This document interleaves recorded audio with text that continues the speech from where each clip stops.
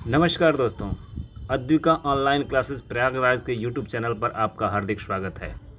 दोस्तों, आज हम लोग राजनीति शास्त्र के 70 अति महत्वपूर्ण प्रश्नों का व्याख्यात्मक हल देखेंगे।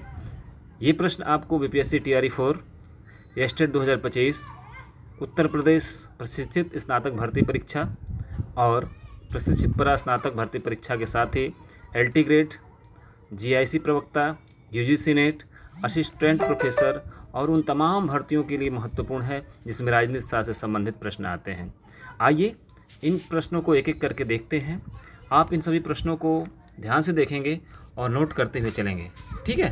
तो आइए प्रश्नों की श्रृंखला शुरू करते हैं और देखते हैं इसका पहला प्रश्न क्या है। पहला प्रश्न है, भारतीय संविधान की प्रारूप समिति के अध्यक्ष कौन थे?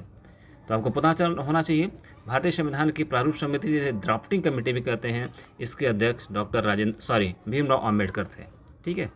अगला प्रश्न है, प्रश्न संख्या 2, भारतीय संविधान के पहले अध्यक्ष कौन थे? तो भारतीय संविधान सभा के पहले अध्यक्ष अगर पूछे तो डॉक्टर राजेंद्र प्रसाद हो जाएंगे। अगर अस्थायी पूछता तो डॉक्टर एस एन सिन्हा अर्थात सच्चिदानंद सिन्हा हो जाता। अगला प्रश्न है, भारतीय संविधान सभा में उद्देश्य प्रस्ताव किसने प्रस्तुत किया था?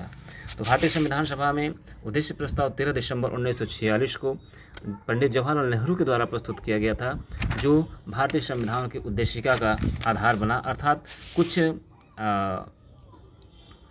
संशोधनों के साथ इस उद्देश्य प्रस्ताव को ही भारतीय संविधान की प्रस्तावना बना दिया गया है। अगला प्रश्न है, भारत संविधान बनने में कितना समय लगा? तो आपको पता होना चाहिए, संविधान बनने में 2 वर्ष 11 महीना 18 दिन का समय लगा था। इसमें कुछ भी कठिन नहीं है। अगला प्रश्न है, संविधान का पूर्ण मसौदा कब तैयार हुआ था? तो बहुत ही आसान प्रश्न है। संविधान का पूर्ण थोड़ा सा बस शब्द बदल दिया है, ध्यान रखिएगा। कब बनकर तैयार हुआ और कब पूर्ण मसौदा कब तैयार हुआ। आपने अब तक पढ़ा है कि भारतीय संविधान कब बनकर तैयार हुआ, लेकिन ऐसे पूछा है कि संविधान का पूर्ण मसौदा कब तैयार हुआ, तो आंसर हो जाएगा 26 नवंबर 1949 को, जो लागू हुआ 26 जनवरी 1950 को। अगला प्रश्न है, भारत में संघवाद की अवधारणा कहाँ से ली गई है? तो जब आप भारतीय संविधान के स्रोत पढ़े होंगे तो उसमें आपको पढ़ाया गया होगा कि संघवाद की जो अवधारणा है वो कनाडा से ली गई है। कहाँ से ली गई है? कनाडा से ली गई है।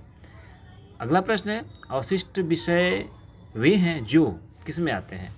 संघ सूची, राज्य सूची, समवर्ती सूची, इनमें से कोई नहीं। तो आपको बता दूं कि अवशिष्ट विषय या अवशिष्ट सूची के जो विषय हैं वह संघ सूची, राज्य सूची और समवर्ती सूची में नहीं आते हैं। अर्थात इन तीनों सूचियों से जो विषय बच गए हैं उन्हें अवशिष्ट सूची में रखा गया है और इन पर कानून बनाने का अधिकार केंद्र सरकार को है या संघ सरकार को है। तो इसका उत्तर हो जाएगा इनमें से कोई नहीं। अगला प्रश्न है, भारतीय संघ में राज्यपाल की भूमिका होती है, कैसी होती है? तो न्यायपालिका का प्रमुख तो होगा नहीं, विधानसभा का अध्यक्ष होगा नहीं, वित्त सलाहकार होगा नहीं, तो क्या हो जाएगा? राष्ट्रपति के प्रतिनिधि के रूप में राज्यपाल की भूमिका होती है राज्य में। अगला प्रश्न है, आम लोगों के सबसे निकट का सरकार कौन सा है? सरकार का सोपान कौन सा है?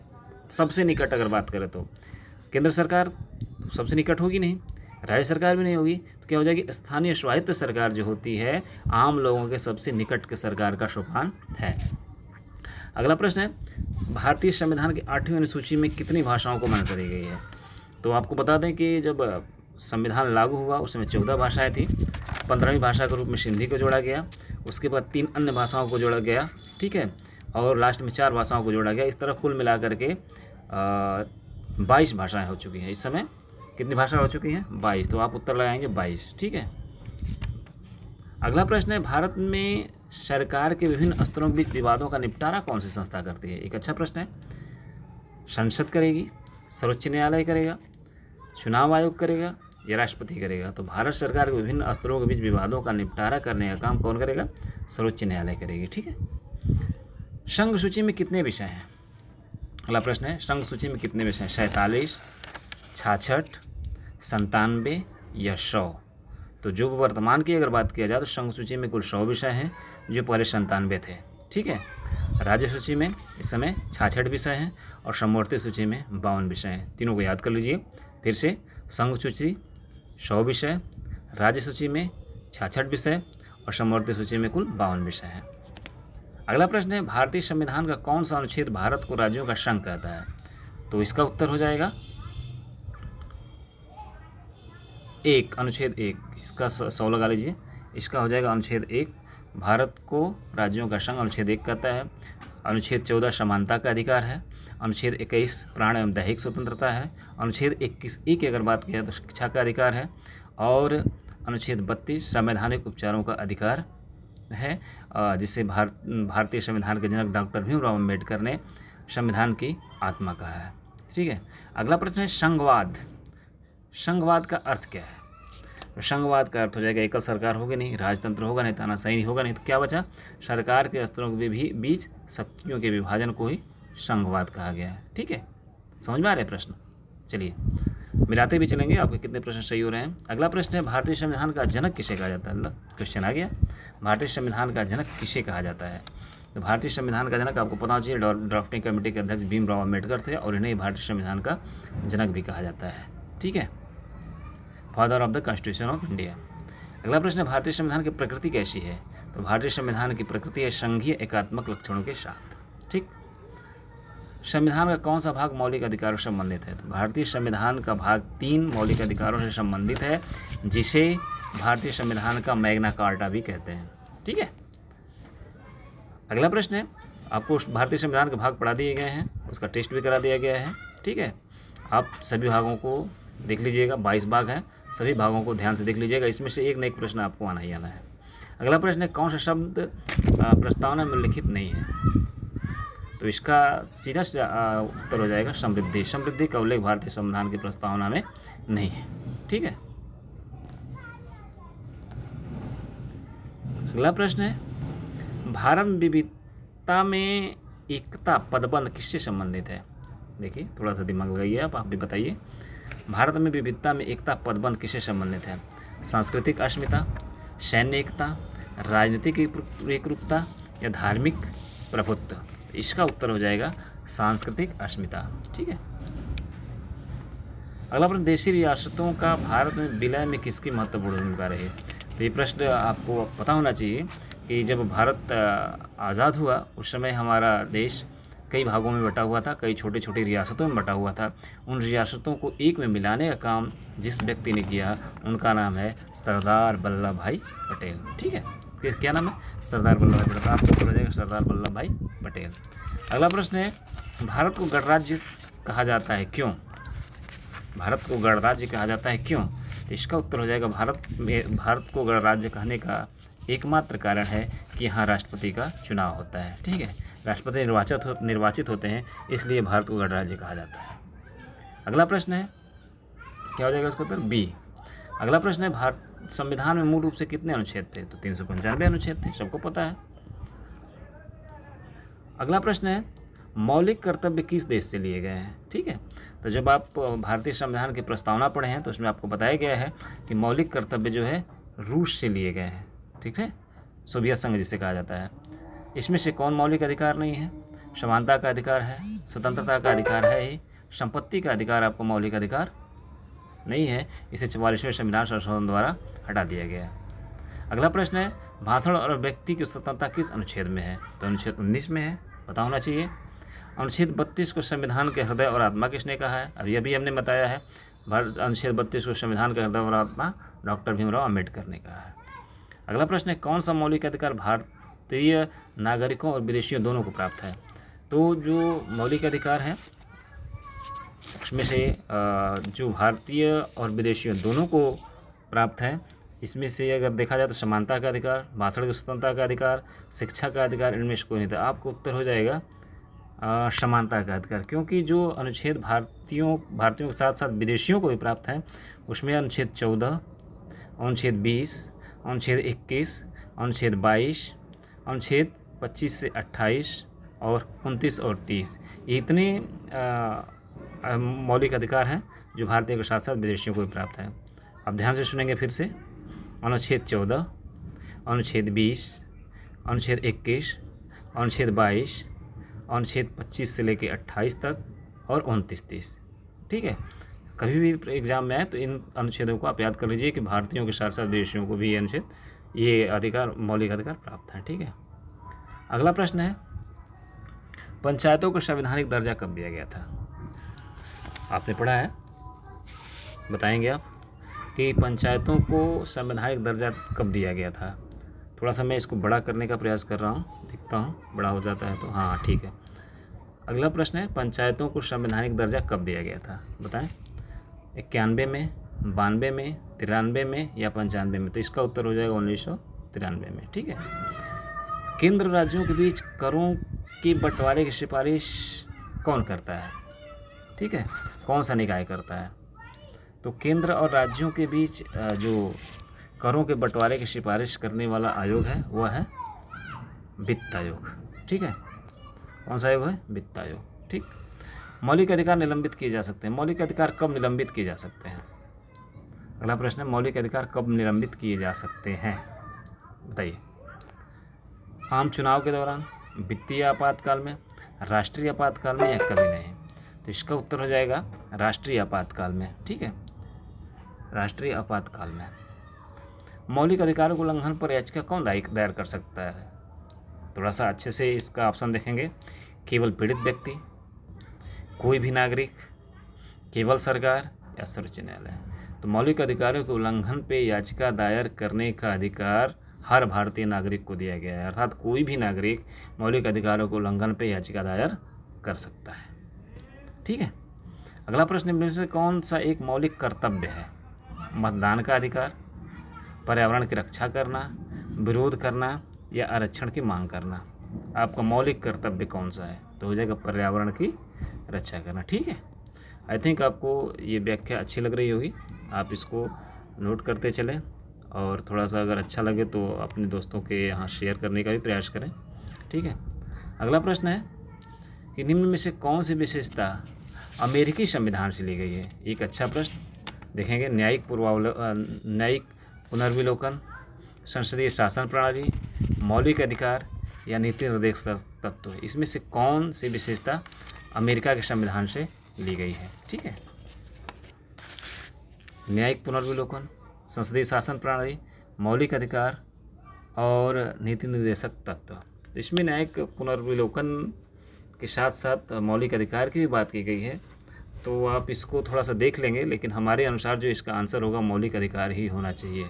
ठीक है, मौलिक अधिकार होना चाहिए। आप एक बार फिर से देख लेंगे कि इसका सही उत्तर क्या होगा, क्योंकि न्यायिक पुनर्विलोकन वहाँ भी है और हमारे यहाँ भी है।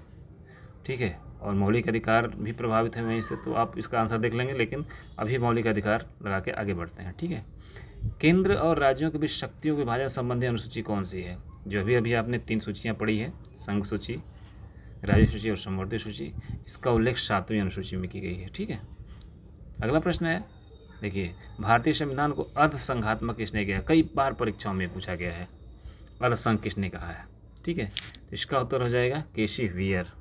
केसी व्हीयर ने भारतीय संविधान को अर्धसंघात्मक कहा है। अगला प्रश्न है, मौलिक अधिकार किस प्रकार के अधिकार हैं? बहुत अच्छा प्रश्न है ये।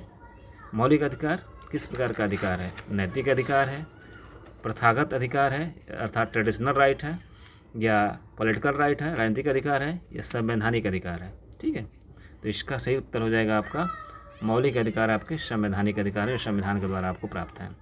समानता का अधिकार किसे निषिद्ध करता है? ठीक है, what does the right to equality prohibit? भाषण की स्वतंत्रता को निषिद्ध तो करेगा नहीं, न्याय को निषिद्ध करेगा ही नहीं, नागरिकता को भी नहीं निषिद्ध करेगा, तो किसे करेगा? भेदभाव को निषिद्ध करता है। किसे? भेदभाव को निषिद्ध करता है। ठीक है, आइए अगला प्रश्न देखते हैं। अगला प्रश्न है, स्वतंत्रता के बाद भारत के 2 सबसे महत्वपूर्ण लक्ष्य क्या थे? ठीक है, जब भारत स्वतंत्र हुआ तो लक्ष्य कह सकते हैं, या 2 समस्याएं जो सबसे बड़ी थी वो कौन सी थी? ठीक, तो इसमें हो जाएगा औद्योगिक और विदेश नीति, पहला ऑप्शन है। दूसरा है राष्ट्र निर्माण और लोकतंत्र, और समाजवाद और पूंजीवाद, युद्ध और विस्तार। तो इसका सही उत्तर हो जाएगा राष्ट्र निर्माण और लोकतंत्र। अगला प्रश्न है, भारत विभाजन से जुड़ी मुख्य चुनौती क्या है? भाषा विवाद,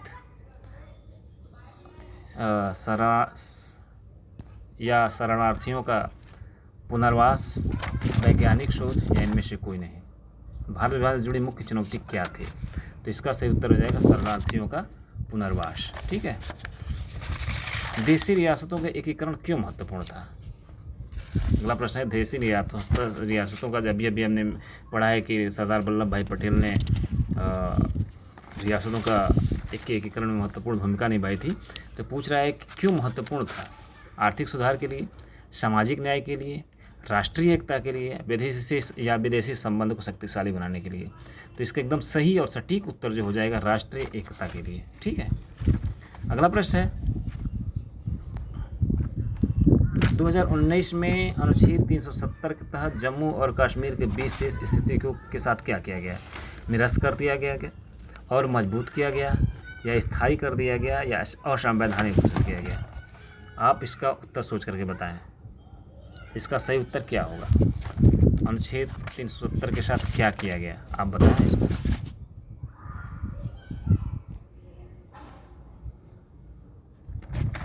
प्रश्न संख्या 40 का उत्तर है, क्वेश्चन है 2019 में अनुच्छेद 370 के साथ क्या किया गया? उसे निरस्त किया गया और मजबूत किया गया, अस्थायी किया गया, या असंवैधानिक घोषित किया गया? चलिए, इसका सही उत्तर जो हमारे अनुसार हो जाएगा वह निरस्त कर दिया गया है। ठीक है, क्या किया गया है? निरस्त कर दिया गया है।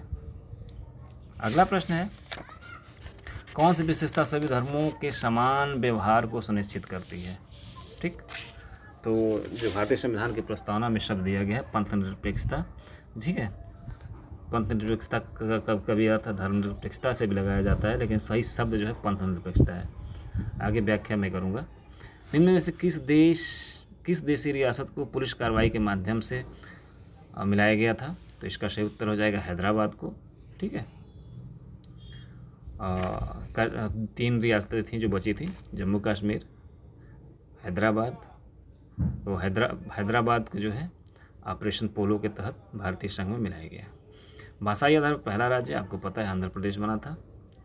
राज्य पुनर्गठन आयोग किस वर्ष गठित हुआ था?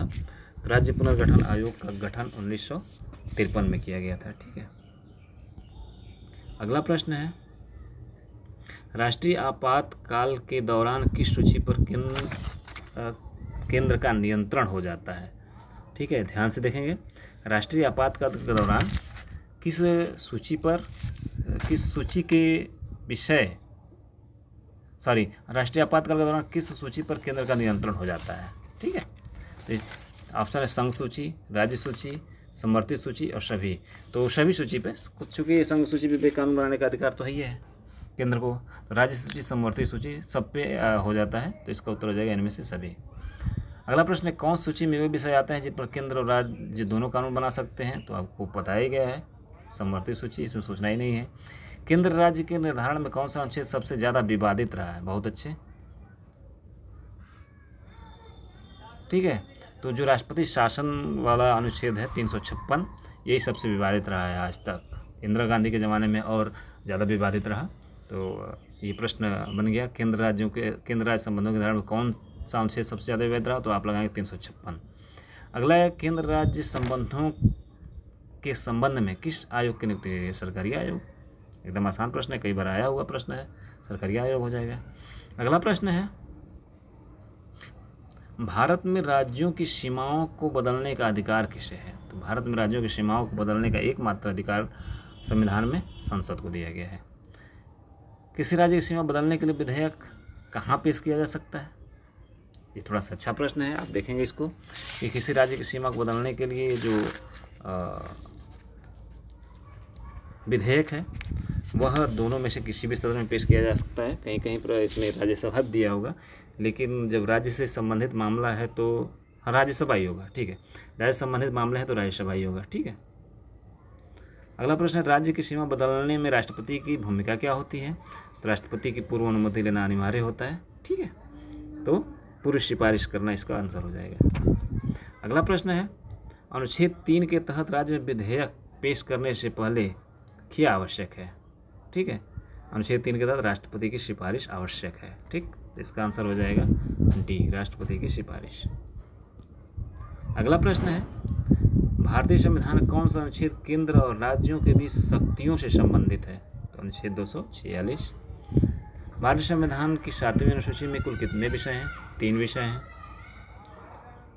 समवर्ती सूची और केंद्र सूची के बीच टकराव की स्थिति में कौन सा कानून प्रभावी होगा? तो जब दोनों में टकराव, जैसे समवर्ती सूची में केंद्र को भी अधिकार दिया गया है और राज्य को भी अधिकार दिया गया कानून बनाने का, अब दोनों में टकराव होगा तो तो केंद्र का कानून मान्य होगा। अगला है, राज्य विधानसभा की राय संसद के लिए बाध्यकारी होती है। राज्य विधानसभा अगर कोई राय देगा तो संसद के लिए बाध्यकारी थोड़ी होगी, इसका बाध्यकारी नहीं होगी। ठीक है। नेक्स्ट क्वेश्चन है, राज्य की कार्यपालिका को नेतृत्व कौन प्रदान करता है? तो राज्य की कार्यपालिका को राज्यपाल नेतृत्व प्रदान करेगा। भारत में पहला आम चुनाव कब हुआ? थोड़ा सा देखिए अब इसको ध्यान से। 51 और 52 दोनों में हुआ था।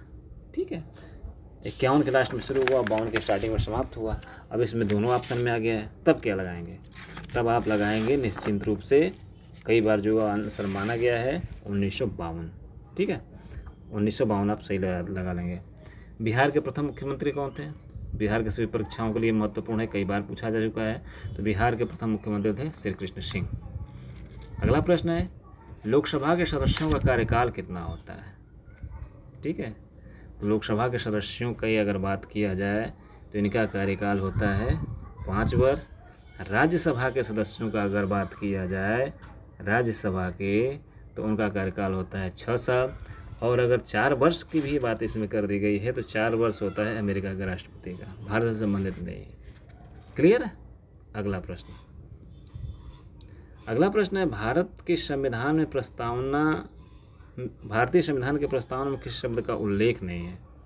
ठीक है, तो संप्रभु, पंथनिरपेक्ष, गणतंत्र और लोक कल्याण। तो इसमें से 3 का उल्लेख है, 1 का उल्लेख नहीं है, और जिस 1 का उल्लेख नहीं है वो है लोक कल्याण। लोक कल्याण का उल्लेख भारतीय संविधान की प्रस्तावना में नहीं है। ठीक है। अगला प्रश्न है, भारतीय संविधान की निम्नलिखित में से कौन सी विशेषता एकात्मक नहीं है? ठीक है, दोहरी नागरिकता, एक संविधान, एक न्यायपालिका, इनमें से कोई नहीं। तो प्रश्न थोड़ा सा ध्यान से देखेंगे कि विशेषता, कौन सी विशेषता एकात्मक नहीं है? दोहरी नागरिकता तो है ही नहीं है। ठीक है, हमारे यहाँ दोहरी नागरिकता नहीं है, एक संविधान है, एक न्यायपालिका है, लेकिन दोहरी नागरिकता नहीं है। तो यही आंसर हो जाएगा। अगला, भारत का संविधान प्रावधान करता है। ठीक है, भारत का संविधान प्रावधान करता है कठोर संघवाद का, लचीला संघवाद का, महासंघ का, पूर्ण एकात्मक शासन का। तो जो हमारे संविधान की एक सबसे बड़ी विशेषता है, यह कठोर भी है, लचीला भी है। पूर्ण एकात्मक शासन नहीं है, क्योंकि कुछ शक्तियाँ राज्य सरकार और स्थानीय स्वशासन को बटी हुई है। इसका जो उत्तर हो जाएगा वो हो जाएगा महासंघ अर्थात कॉन्फेडरेशन। ठीक है। अगला प्रश्न है, राज्य में राष्ट्रपति शासन एक उदाहरण है। ठीक है, केंद्र, राज्यों पर केंद्र के वर्चस्व का, राज्यों की मजबूती का, केंद्र राज्य के बीच संवाद का, या इनमें से कोई नहीं। हालांकि मैंने आपसे थोड़ी देर पहले बताया अगले प्रश्न में, पिछले प्रश्न में, कि सबसे बड़ा विवाद का कारण भी यही रहा है, राष्ट्रपति शासन अर्थात अनुच्छेद 356। तो इसका उत्तर हो जाएगा राज्यों पर केंद्र का वर्चस्व। अगला है प्रश्न, ये राज्यपाल की नियुक्ति कौन करता है? तो राज्यपाल की नियुक्ति आपको पता ही है, राज्यपाल की नियुक्ति राष्ट्रपति करता है। ठीक है। अगला प्रश्न है, किसी राज्य में संवैधानिक संकट की स्थिति में नियंत्रण कौन संभालेगा? ठीक है। अगला प्रश्न है कि किसी राज्य में संवैधानिक संकट की स्थिति अगर उत्पन्न हो जाती है तो नियंत्रण कौन संभालेगा? प्रधानमंत्री, राज्यपाल, राष्ट्रपति या उच्च न्यायालय? तो इसका उत्तर हो जाएगा राष्ट्रपति। क्या हो जाएगा? राष्ट्रपति। राष्ट्रीय आपातकाल के दौरान भारत हो जाता है, ये सब आपातकाल से प्रश्न है, ध्यान दीजिएगा। आपातकाल के दौरान भारत कैसा हो जाता है? अधिक संघीय, साम्यवादी राष्ट्र, एकात्मक प्रकृति का, या इनमें से कोई नहीं? तो इसमें एकात्मक प्रकृति का हो जाता है। ठीक है। अगला प्रश्न है, निम्न में से कौन सी संस्था केंद्र राज्य दोनों के लिए एक है? ठीक है, तो लोकसभा तो केंद्र के लिए है, विधानसभा राज्यों के लिए है, प्रधानमंत्री केंद्र में काम करता है, लेकिन जो चुनाव आयोग है यही केंद्र राज्य दोनों के लिए काम करती है। ठीक है, तो इसका उत्तर हो जाएगा चुनाव आयोग। अगला प्रश्न है, भारतीय संविधान को संघीय कहा जाता है जिसमें क्या है? दोहरी नागरिकता है, मजबूत केंद्र है, कमजोर न्यायपालिका है, या राज्यों को पूर्ण स्वायत्तता प्राप्त है? भारतीय संविधान को संघीय क्यों कहा जाता है, इसका कारण बताना है आपको। ठीक है, तो भारतीय संविधान को संघीय कहने का जो सबसे बड़ा कारण है वह है मजबूत केंद्र। ठीक है, क्या हो जाएगा, मजबूत केंद्र।